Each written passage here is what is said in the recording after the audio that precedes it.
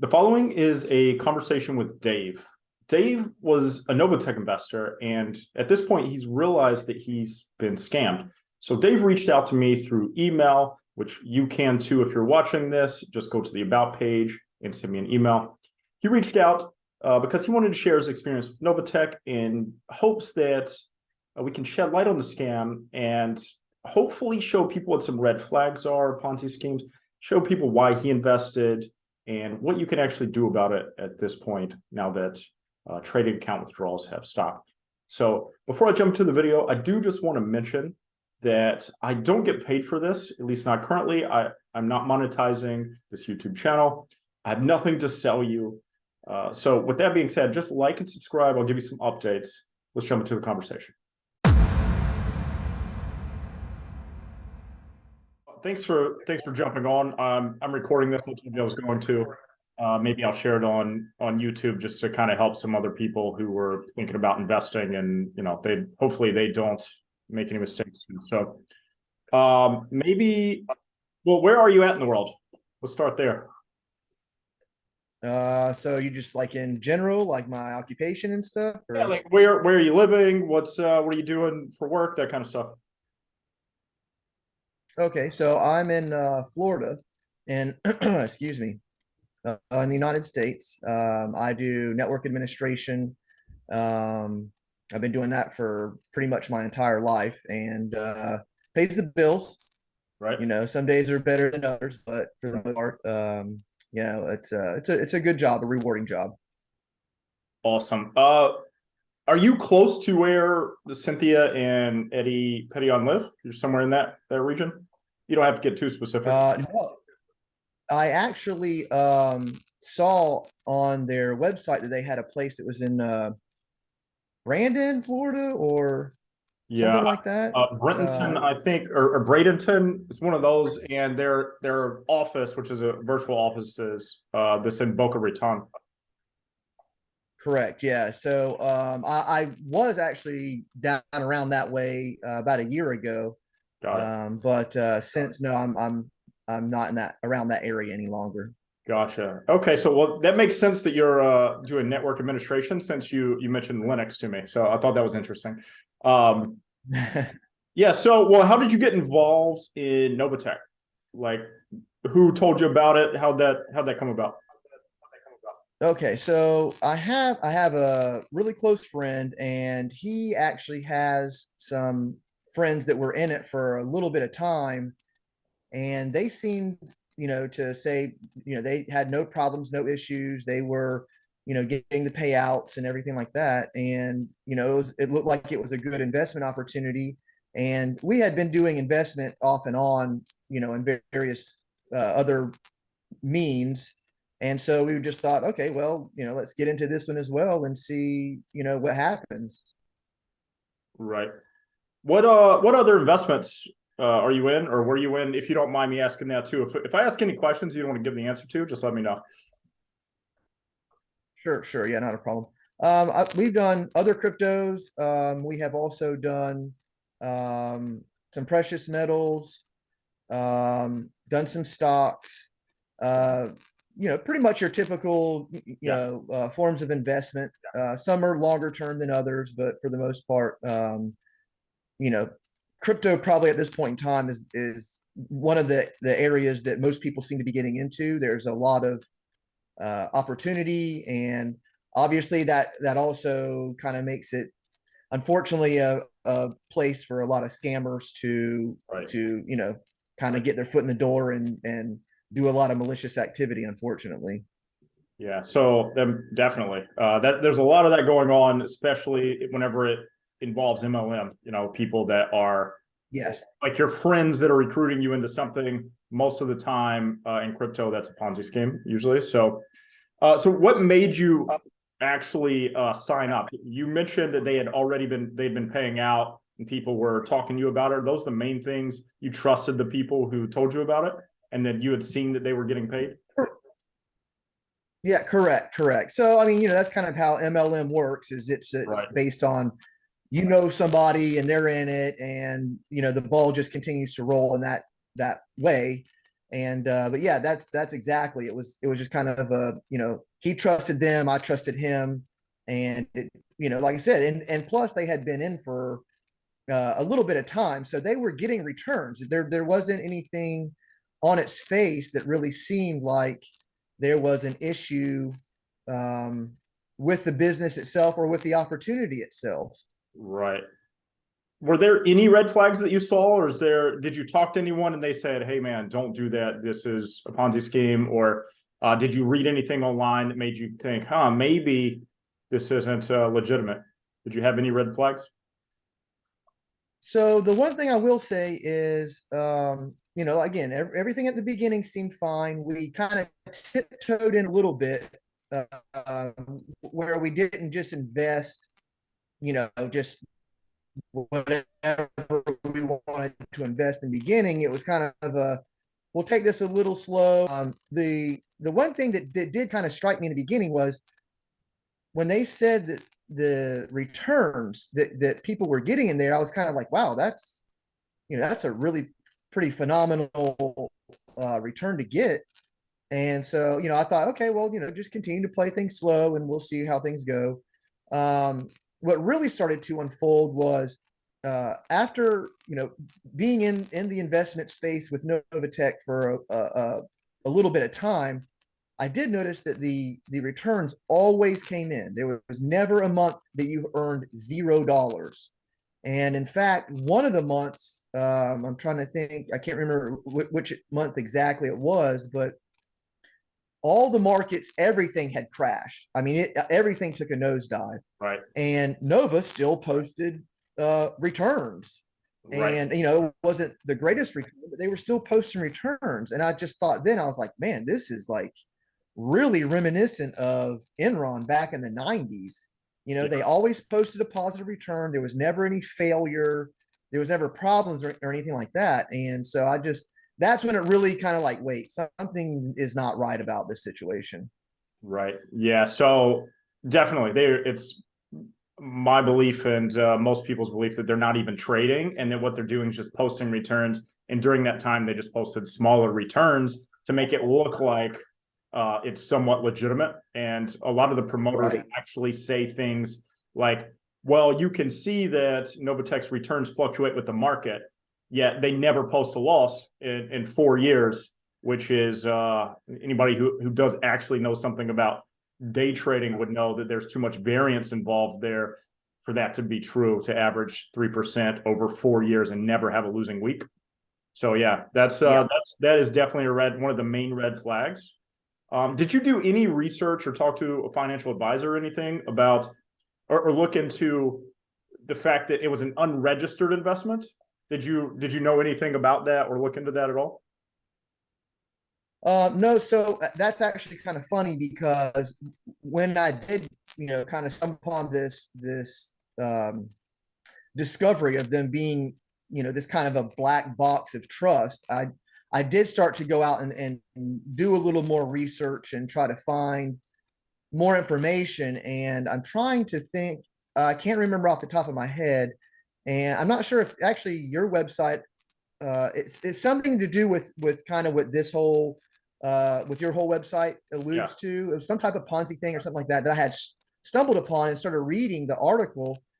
And upon reading the article, I was like, okay, I mean, they really are kind of showing Novatech in a light that again, while I had suspicions, now it's like, ooh, this doesn't look really good at all. Right. And then I started to read the comments, and the author of the blog really kept driving the point about them. I think he was saying that they were doing like securities fraud or something like that. He went into more depth in the comments section, rebutting several of the people that were in there that kept posting, oh, Novatech's great, and it's a great investment opportunity. But he just kept continuing to say, look at this, look at that, look at this, look at that. And then after that, it just got to the point where I said, okay, this is a scam. This is definitely a scam. And so I, put together an exit strategy. And unfortunately, my exit date was about a month too late. If I had done my withdrawal a month earlier, then I probably would have gotten my money back out of Novatech. But unfortunately, I was about a month too late. And it looks now that Novatech is really on the collapse. I mean, they're doing the telltale signs that the other ones have done. Oh, everything's great. And then withdrawal stops. And then after that, now you're going to have the oops, we collapsed, or oh, we got hacked, or so the next shoe is going to drop. So yeah, it's right now they're doing the payment processor issues. They're saying that, but the weird part, if you think about this, the weird part is that they still accept investments. They still accept money. They can process those payments, but for some reason they can't send people's payments out. That doesn't make any sense at all. So, yeah, but people are still believing. When was your withdrawal date? And can you tell me if it was bonus account or trading account or both? Do you have either or both types going? So, for the majority of the time that I was in Novatech, I was just doing the bonus. I was pulling the bonus, and that never failed. I never had any problems with that. And then I'm trying to think, it was mid-December was when I decided, okay, I'm going to get out. That way, I think it was by the first week of January, I would liquidate my account. So I was pulling at that point in time, no more bonus. That was coming out of the trading account. Right. And that's when I noticed, 3 weeks had gone by and no word, no communication, no, hey, this is what's going on. There was nothing that was going on with Nova. And as a result, I reached out to their staff numerous times over the span of weeks, and I never got any replies. No, I kept looking on the website to see if there was any comments they posted to let people know, hey, we're experiencing this issue or this problem. Yeah. And there was just no communication whatsoever. Emails went unanswered. And so then I actually ended up starting to go online and posting in comments for YouTube videos for Novatech, explaining what happened and that people should start to file reports with their state's attorneys general to see if some legal recourse could be done, because there's no communication. They're not paying out. They, in essence, at this point, taken the money and stopped communicating. Yeah, definitely. That's exactly what's happening. I think the last payouts for trading accounts from all the people that I've checked with, it seems like it's either December 6th or December 8th was pretty much the last day that anyone had cashed out their trading account balance and actually got it. I'm curious if you saw the where they paused the withdrawals completely. They said, we're not sending any more trading balance withdrawals until April 1st, which ironically is April Fool's Day. Right. Yeah, I did see that. I did start to look at, like I said, other videos on YouTube in reference to the Novatech situation. And one of the gentlemen that one of the videos of the gentleman that I was watching said the same thing. He read some notice or disclosure, and that's what they said, was that it was on April 1st. And so my buddy who I signed up under, he went ahead and stopped the withdrawal process and then just went back to pulling his monthly bonuses. I spoke with him the other day, and he still said it's spotty at best if he gets anything. And so yeah, they definitely, at this point, I think they're kind of figuring out what their next move is on their behalf. Yeah, they're definitely trying to figure out what to say next to explain it away, because what they're doing now, this happens in most Ponzi schemes, they just delay and delay and delay. That way people don't flood and report to the SEC or their governments. They do it in stages so that it's not a bunch of flooding at once. That's their goal, at least. Right. I have a question. You mentioned about posting YouTube comments. So you were looking at comments and posting comments.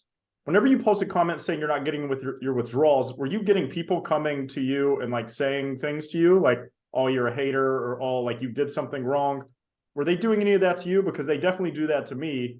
They never show any proof of getting their trading account withdrawals, but they come at me saying I'm lying and all this stuff, and I'm here just to help. So it doesn't doesn't make sense to me. Did you get any of that?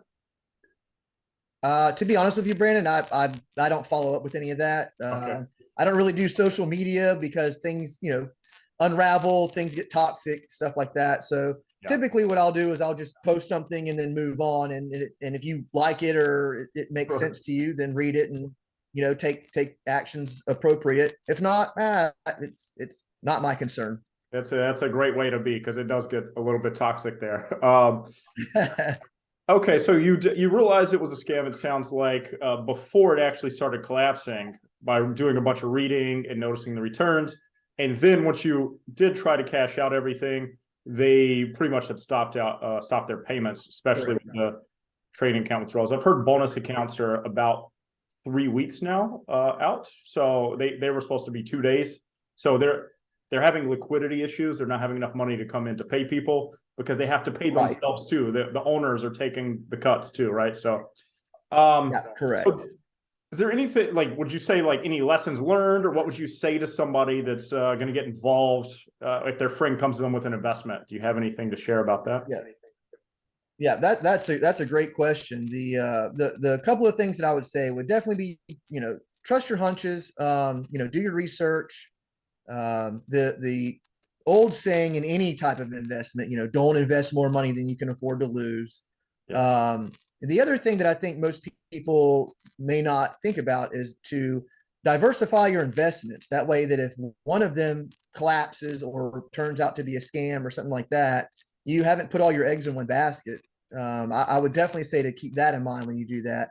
The last thing I would say is if you're doing anything in crypto related, definitely treat it like cash. If you don't have the keys to your wallet, you don't have control of that money any longer. And you Right. have to fully trust the other party completely. Right. Got it. I'll add one thing to that. I know you're giving your lessons, but to trust the other party completely, ideally, if it's an investment, it should be registered with the conduct authorities or the SEC or something along those lines, to actually prove that they're doing the trading that they're saying that they're doing. That's the only way to actually prove it. So I would just add that I too. agree. Yeah. So do you have any questions for me at this point, or you want to wrap it up? No, Brandon, I do appreciate you reaching out for the work you do to try to get people to um, identify scams when they are, and everything. I mean, it takes people like you to help people, to just not get in this situation. And the one thing I can say is, you know, if you also try to do any type of investment and you have the ability to do withdrawals of any type, I would say to, try to get your initial investment back as quickly as possible. That way, at the flip side, you're playing with house money, not with your money. Um, and if you do get scammed, there really is nothing to be embarrassed or ashamed about. You're the victim. You're not the perpetrator. Scams happen every day, and they happen to a lot of people every day. You're not the one that's doing wrong. It's the con artist that's doing the wrong. So, it takes, I know you said, it takes courage to step forth and to talk about being scammed, but if more people would do it, and there shouldn't really be a stigma around that. And perhaps if more people spoke up, less scams would take place because they can be identified faster. Yeah, completely agree. And it does take courage. It takes a little bit of a removal of ego to be able to say, man, someone duped me, because most people want to try to act like they're too smart to be scammed. So I get a lot of people commenting, saying things about they just keep believing what their uplines tell them. Right. And then I can show them a clear fact of, like, this Right. happened, and they will still try to deny it. And I think it just Right. comes into like an ego thing. So yeah, it does take a lot of courage, I think, especially to say it publicly that, hey, I think I was scammed here. So yeah, I really do appreciate you coming. I mean, this will really help a lot of people. There will be at least 1 or 2 people who don't invest in scams by you doing this. So yeah, I really appreciate it. Sure. Yeah. And any help I can, I'm definitely willing to help. And again, Brandon, thank you so much for the work you do to help keep people out of scams as well. Yes. Yeah. Thanks. I appreciate it, man. All right. Thanks for your time, Dave. Take care, man. Thanks, Brandon. Have a good one. Cheers. Okay, you too. All right, bye-bye.